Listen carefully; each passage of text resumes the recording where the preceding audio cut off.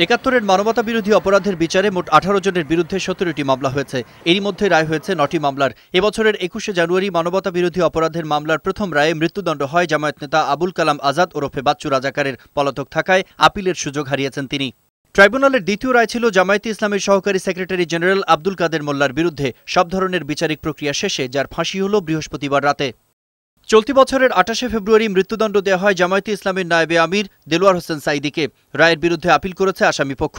১২ই November পর্যন্ত appeal শুনানি মুলতবির পর তা আবার চলমান রয়েছে। রোববার থেকে অবকাশকালীন ছুটির কারণে ২ জানুয়ারি পর্যন্ত আর মৃত্যুদণ্ডের বিরুদ্ধে আপিল আবেদনের শুনানি হচ্ছে না।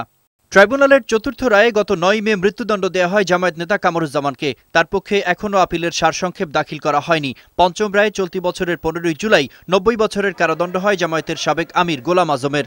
কারাদণ্ড মওকুফ চেয়ে তিনি আপিল করলে আদালত প্রথমে ৫ নভেম্বর ও পরে ১২ই ডিসেম্বর আপিলের সারমর্ম জমা দেওয়ার নির্দেশ দেন, কিন্তু গতকাল অবধিও জমা হয়নি সারমর্ম। ষষ্ঠ রায়ে জামায়াতের সেক্রেটারি জেনারেল আলী হাসান মোহাম্মদ মুজাহিদকে গত ১৭ই জুলাই মৃত্যুদণ্ড দেয় ট্রাইব্যুনাল ২।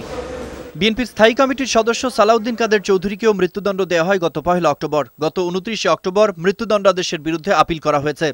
বিএনপি নেতা আব্দুল আলিমকে আমৃত্যু কারাদণ্ড দেওয়া হয় গত ৯ অক্টোবর। গত ৭ই নভেম্বর খালাস চেয়ে আপিল করলেও রাষ্ট্রপক্ষ এ মামলায় আপিল করেনি।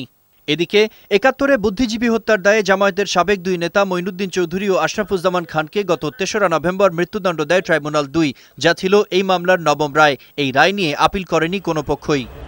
জামায়াতে ইসলামীর আমির মতিউর রহমান নিজামীর বিরুদ্ধে মানবতা বিরোধী অপরাধের মামলার রায় অপেক্ষমান রেখেছেন আন্তর্জাতিক অপরাধ ট্রাইব্যুনাল ১। যে কোনো দিন এই রায় ঘোষণা করা হতে পারে।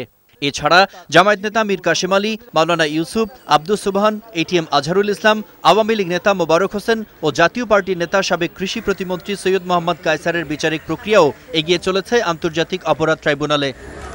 মিঠুন মুস্তাফিজ, বৈশাখী নিউজ, ঢাকা।